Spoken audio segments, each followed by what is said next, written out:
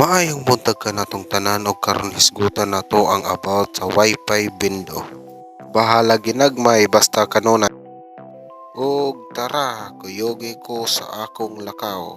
Kay mag-abli may sa mong bindo Wi-Fi sa akong business partner.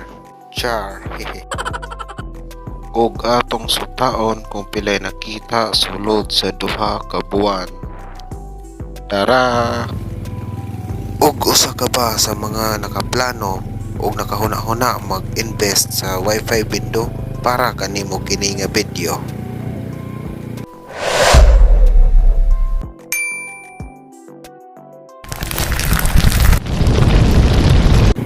So before anything else, mag-road trip sa ta. Medyo layo-layo gyud guys atong gibiyahe.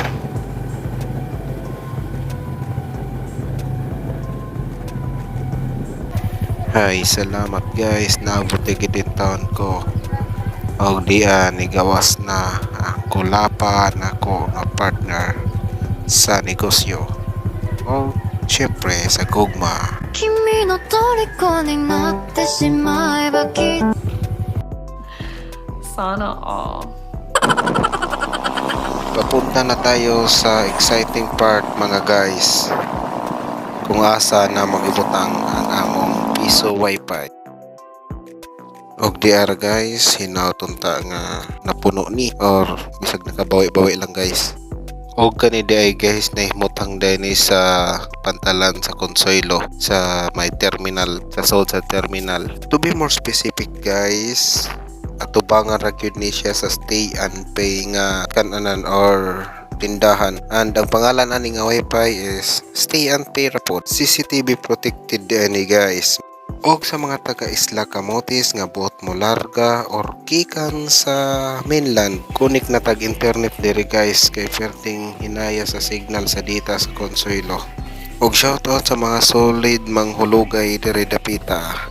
Wala na ako mabidyohi guys ang pag-apply kay perting lisoda nakatagak-tagak na og mauna ni. Og kami nakadesider nga sa balay na lang ipon.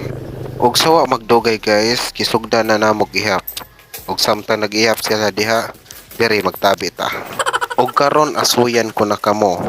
Sa mga gusto magtukod og Wi-Fi bindo, una ninyo nga kinahanglanon syempre ang puhunan. Kaya walay negosyo nga walay puhunan. Ang ikaduha, ang lugar. O ang ikatulo, guwapa nga uyab. Oh my God! Wow!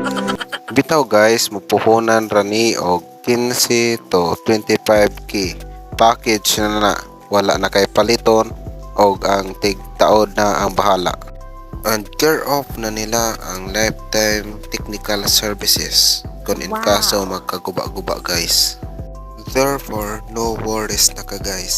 Og magpili mog lugar guys nga kaputangan kanang medyo daghay tawo nga mag-standby like eskinita or eskwelahan, dool sa eskwelahan or anything guys nga kanang naay tao kay alang masa daton nimo sa bukid iputang ato sa langob kinsa may mukunik. Kay as far as upon my research guys, char, wala pa gyud nakakaton nga maligno nga mag cellphone, mag Facebook, mag email ug mag TikTok. Og pilian ninyo ang makatarungan nga internet rate. Ayaw kaayo pa patasi, ayaw kayo pa opsi. Kanang kasagaran lang karon.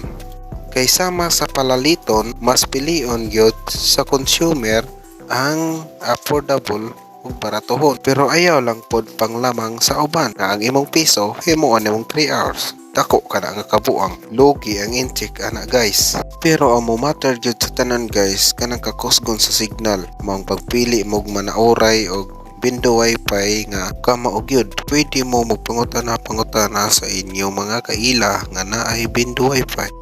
Ang monthly load ay ani guys is around 1,000 to 1,500. Perfect po din siya guys kung naakit tindahan. Unay ra pod jud ka sa internet.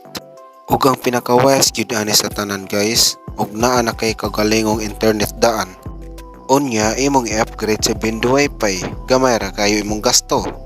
Secured na pagyud imong bayad sa internet kada buwan. Og nahuman na gyud namo og ihap. Tan-aw ta og balik pila kini. So hello guys, mo din na mong kita sa Wi-Fi window suod sa duha ka buwan. Na repack na namo, na isolate na namo o padong na namo ipatibok. Ang total ani tanan is 12 gigabit sa duha ka buwan. So may nasan pag-load. So okay gid sa gyapon guys. Para to. Ug kamo guys napay pangutana bahin sa Wi-Fi window, PM lang kamo kanako. Thank you.